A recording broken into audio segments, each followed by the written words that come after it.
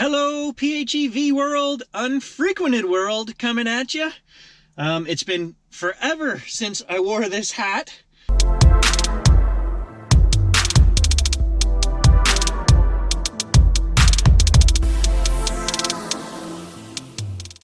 I think the last video I did was in the spring.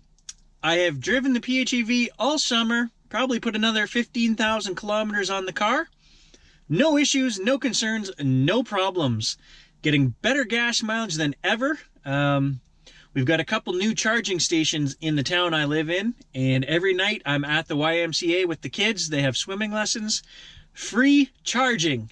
So I charge during the day at home, charge at the Y at night, and I'm getting more kilometers on electric than ever before. So I just wanted to give you guys a quick update, throw some numbers at you, how I'm doing. Is my car still losing amp hours? Yes, it is. I have not turned the watchdog on in 2 months, but I know it's still dropping. We're going to hook that up right now if I can find the watchdog app on the phone. It's been so long since I've used it, and see where my car is at. It's going in for service on Thursday, so I'm getting an oil change, winter tires put on, and getting them to service the battery. When I called to make my appointment the other day, Mitsubishi here in town told me, they asked me if I had heard from Mitsubishi Japan, and I said no.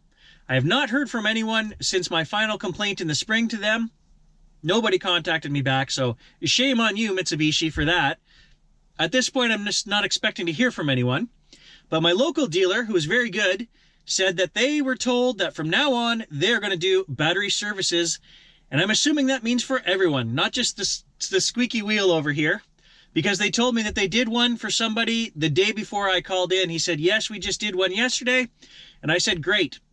Put mine in on Thursday for all those other services and throw the battery service on it as well. If Mitsubishi Japan is going to pay for this, I'm getting it done twice a year. Every spring and fall when my tires get changed, they can do a battery service.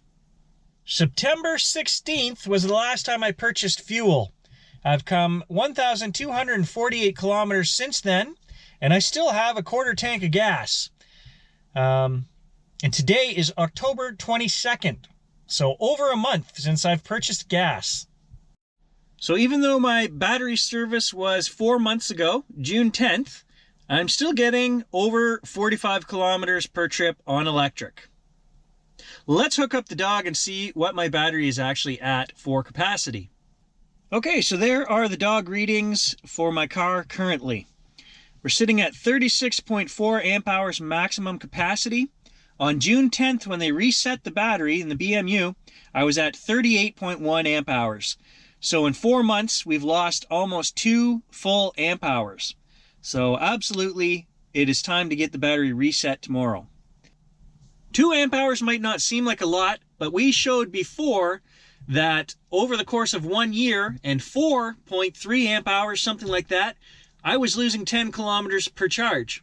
So right now, with the gasometer showing 45 kilometers, that's about right. I'm losing 5 kilometers per charge with my battery at its current state of 36.4 amp hours. So absolutely, this does add up over the course of the year.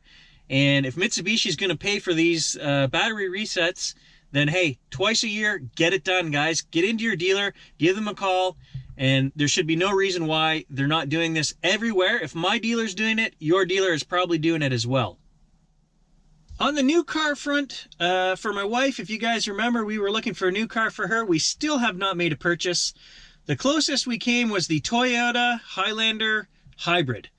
And I was ready to pull the trigger until I just about choked on the price of a new one. 64 grand, Canadian, taxes in, freight, da-da-da. And it's only a hybrid. It's not even a PHEV. I just can't do that. I think, you know, we just got to hold out another year here. The problem is we need a bigger vehicle than the Outlander. With 2 kids, a dog, and all the traveling for a family, the Outlander is maximum capacity. We're just fully loaded on some of these trips in the summer. And I just wish we had an extra 2-3 feet of cargo space to squeeze everything in. So that's where we're at for my lifestyle. But I'll tell you, the Outlander is, you know, the PHEV technology. If you're on the fence, guys, the only issue that I've had this whole time with the car is the battery issue with this software degradation that's built in and the dropping of amp hours, and that is solved now. If Mitsubishi's paying for these battery resets, that issue is solved. So if you've been on the fence, guys, you will not get a vehicle that gives you better mileage. I save a couple grand a year on fuel in this vehicle. You can't beat that. If you're going to drive a vehicle for a long period of time, this is the vehicle right now. Family owners, this is the vehicle to get. Let's go in and look at our stats on the computer. I'll just show you guys what I'm running for fuel economy this year from January to now, how much I've spent on fuel and electricity, and we'll just touch on those numbers, and that's going to be your quarterly update. Here we are. This is 2019 PHEV stats, January to September. Now, I just want to let you guys know that I stopped recording every electric kilometer back at the end of July. So I recorded every kilometer I went on electric up until that point.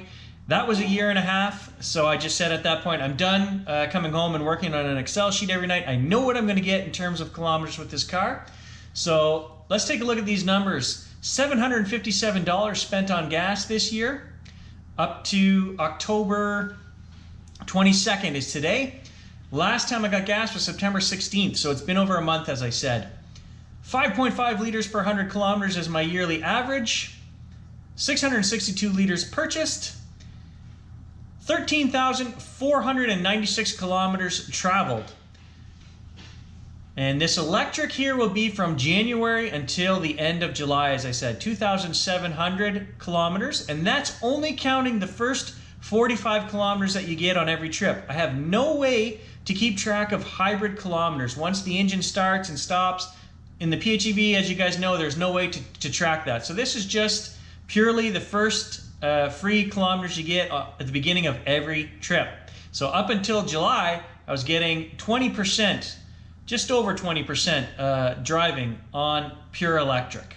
And so our average here is showing 5.5 liters per 100 kilometers. That's during the summer, winter, and then summer. Summer, we do a lot of long distance traveling. So this number is including all of our long road trips, 5-6 hour road trips out of town.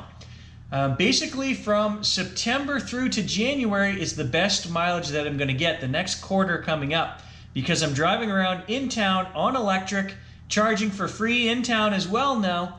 So this is the next quarter is going to be the best. And right now, for the last month and a half, I'm at 2.7 liters per 100 kilometers is my average. So you can't beat the PHEV for mileage. So I hope everyone is still enjoying their PHEVs out there. I know Andy has bailed, jumped ship. Good for you, Andy. If I could go full electric here, I would as well. We just don't have the infrastructure, but it is getting better. Like I say, there are a couple new places in town, the YMCA, the university, and there's more coming all the time. So it's not going to be long.